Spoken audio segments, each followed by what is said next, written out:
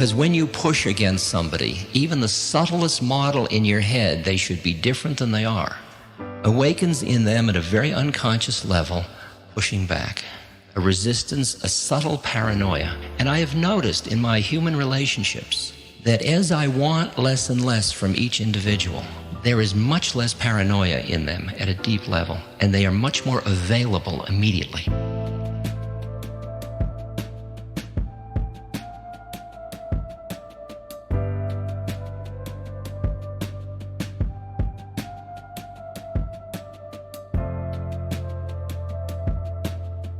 And the interesting thing is, what does it mean to be a safe space for another human being?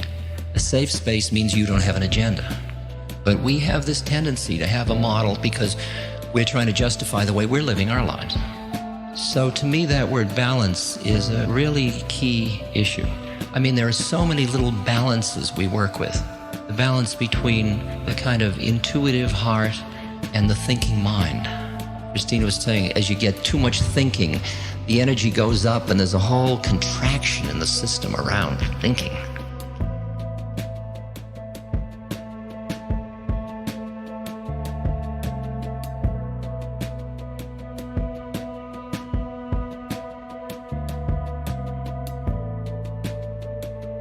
Maharaji said, see everyone as God. The reason I'm saying all this is because you and I spend a huge amount of time in interpersonal relations. And the question I ask you, since you and I aren't going to monasteries to live our lives, since that's one of the things we do so much, wouldn't it be nice to make it a yoga?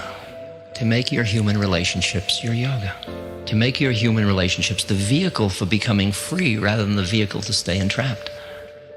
And what is required is a shift in the way in which one looks at relationships.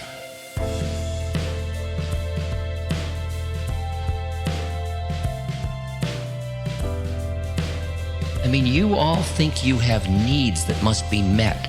You all think you have personality identities that must be honored. And even as I say that, I can feel you get tight, defending your right to have those things. That true? I can feel it in myself too, you know. I have a right to be angry. Damn right I do.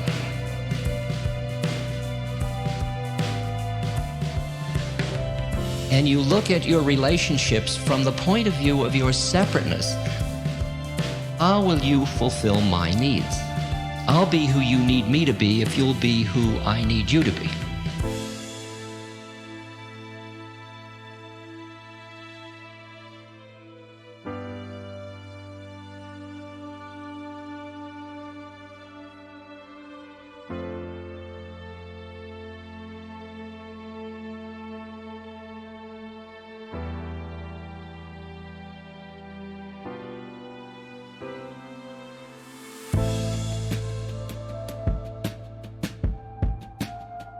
So if the game is to be happy, the question is whether fulfilling your needs makes you happy, and whether fulfilling your needs makes you any happier than not fulfilling your needs. An interesting one. It does for the moment, there's no doubt about it. But if you notice that when you live on the realm of needs, the minute one is done, another one appears. You have a hierarchy of needs, like a motivational hierarchy. I need food. Now I need ice cream. Now I need to go to bed. You notice that you just go from one need to another, and each one is, and then,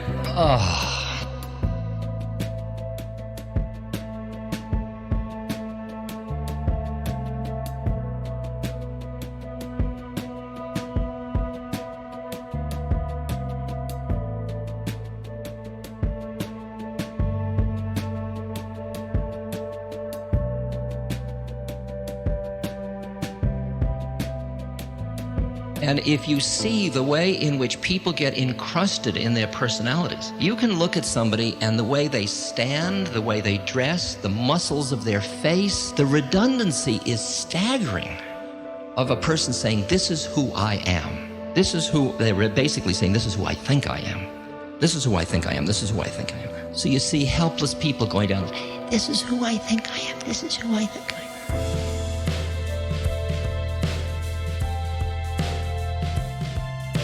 And everybody gives you a little matrix. They're walking down the street with it, out of the Doctor Strange comics, these huge mind nets.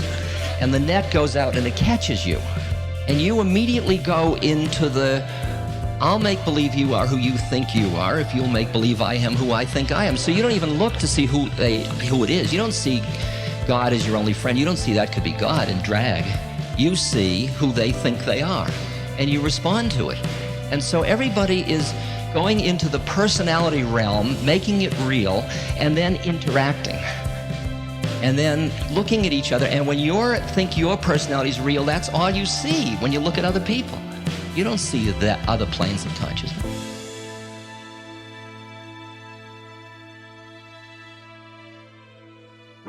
It seems to me that we come together through roles, through personality structures, through all these things.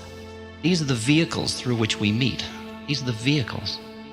The identification with the vehicle becomes a tremendous trap.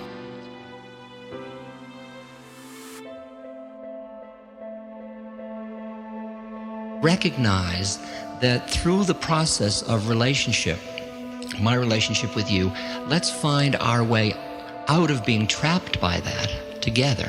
You help me and I'll help you, so that we can be in the roles in a kind of celebratory, free, playful way.